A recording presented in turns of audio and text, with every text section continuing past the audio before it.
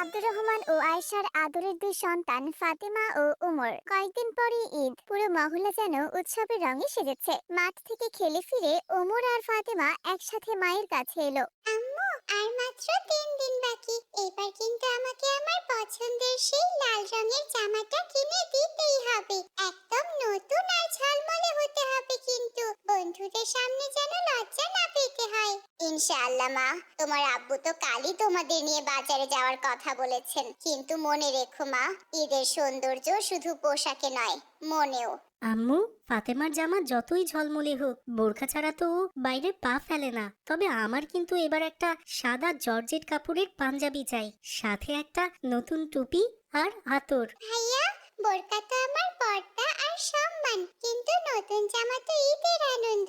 বোরকার ভেতরে সুন্দর জামা পরে আয়নায় নিজেকে দেখলে নিজেরই কত ভালো লাগে। এটা মেয়েরা ছাড়া কেউ বুঝবে না। আম্মু, তুমিও তো বাবা যখন শাড়ি আনে বোরকার নিচে পরো, তাই না? ঠিক বলেছো মা, পর্দা ইসলামের অলংকার। আজ তোমার আব্বু আসুক, কাল সকালেই তোমরা কেনাকাটা করতে যাবে।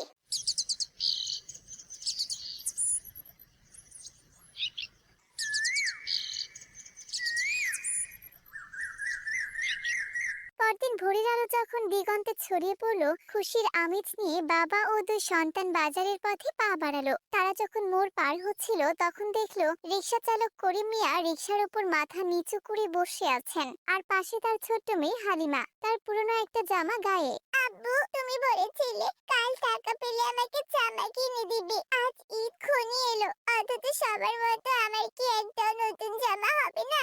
আমি কি কাল পুরনো একটা জামা পরে সবার সামনে যাবো? আপু, সবাই আমাকে পচা বলবে। মারে, কি করুম ক?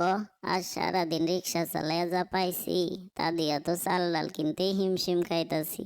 পকেটে যে আর কোনো টাকাই নাই মা। আল্লাহ হয়তো আমাকে কপালে নতুন জামা রাখেই নাই। তুই কি তোর এই গরিব বাবারে ক্ষমা করবি না মা? আমার সামর্থ্য নাই রে মা, আমার যে সামর্থ্য নাই।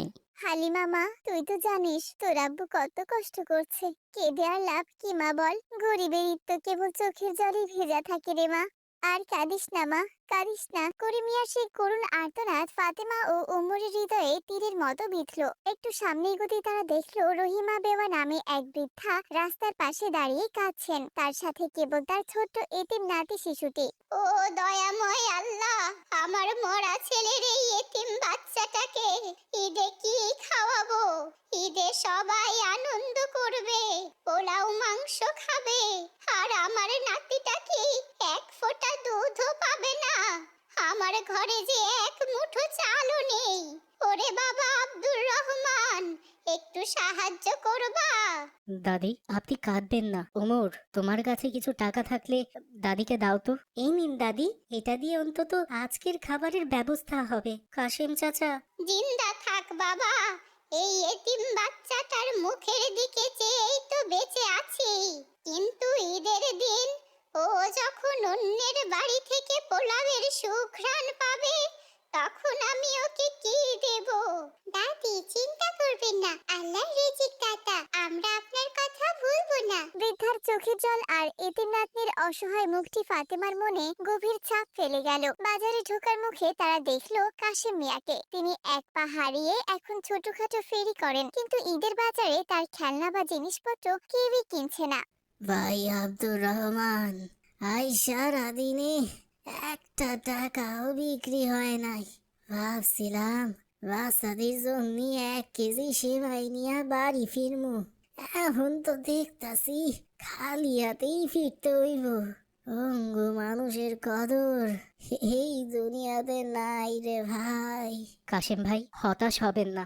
মানুষ চেষ্টা করে, ফল দেওয়ার মালিক তো আল্লাহ। তা ঠিক ভাই, কিন্তু বাচ্চাটার মুখটা চোখের সামনে ভাসতাছে ভাই। ও কইছিল, আবু, এইবার তো অন্তত একটা বেলুনও কিনা দিও। আমি তো সেই বেলুন কেনার টাকাও জোগাড় করতে পারি নাই ভাই। আপনি ভেঙে পড়বেন না, ইনশাল্লাহ ভালো কিছু হবে। কাশিম মিয়ার সেই অসহায়ত্বের কথা শুনতে শুনতে তারা বড় মার্কেটে প্রবেশ করলো। চারদিকে মানুষের ভিড় আর নতুন কাপড়ের সুঘ্রাণ, কিন্তু ফাতেমার কানে তখনও কাশিম মিয়ার কান্নার সুর বাজছিল। আপু, আমি এই জামাটা পরতে পারবো না, আমার অনেক জামা আছে, কিন্তু হালিমার কিছুই নেই। আমি চাই এই জামাটা হালিমা পরুক, আর আমার জামার অবশিষ্ট টাকা দিয়ে আপনি রহিমা দাদি আর কাশিম মিয়ার ঘরে খাবার পাঠিয়ে দিন। আব্বু, ফাতেমা ঠিক বলেছে, আমার পাঞ্জাবির দরকার নেই। আমি গত বছরের পাঞ্জাবিটা ধুইয়ে নেব। ওই টাকায় কাশেম চাচার ছেলের জন্য একটা জামা কিনে দিন না। ঈদে আমরা নতুন না পরলে কিছু হবে না, কিন্তু হালিমা বা ওই এতিম বাচ্চাটা হাসলে আমাদের মন ভরে যাবে। মাশাআল্লাহ, তোমরা আমার চোখ খুলে দিলে। আমি ভাবছিলাম তোমরা হয়তো ছোট বলে বুঝতে পারবে না। চলো আমরা এখনই তাদের বাড়ি যাই। বাজারের সেই ঝলমলে জামার প্যাকেটগুলো যখন করিম মিয়া, রহিম দাদি আর কাশেম মিয়ার ঘরে পৌঁছালো, তখন সেই মানুষগুলোর মুখে যে হাসির ঝিলিক খেলে গেল তা ছিল হাজার কোটি টাকার চেয়েও অনেক দামি। কিন্তু ফাতেমার জন্য বিধাতার আরো বড় পরিকল্পনা ছিল। বাড়িতে ফেরার পর ফাতেমা একটু মনমরা ছিল, কারণ কাল ঈদ, অথচ তার কোনো নতুন জামা নেই। এমন সময় ফাতেমার মামা আসলাম সাহেব 2 স্পিন ব্যাগ নিয়ে ঘরে ঢুকলেন। কি বাচ্চারা, কি খবর সবার? ফাতেমা, এই নাও তোমার জন্য একটা স্পেশাল ড্রেস। আর ওমর, এই নাও তোমার সেই জর্জেট পাঞ্জাবি।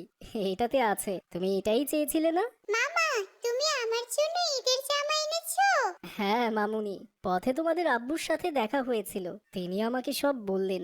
আমার ভাগ্নি ভাইগনা যখন আল্লাহর খুশির জন্য এত বড় ত্যাগ করেছে, আল্লাহ হয়তো আমাকে দিয়েই তার প্রতিদান পাঠাতে চেয়েছেন। এটা তোমার সেই জামার চেয়েও সুন্দর। মালিক তো উপরওয়ালা। আলহামদুলিল্লাহ মামা, আপনি আমাদের ঈদের খুশি দ্বিগুণ করে দিলেন।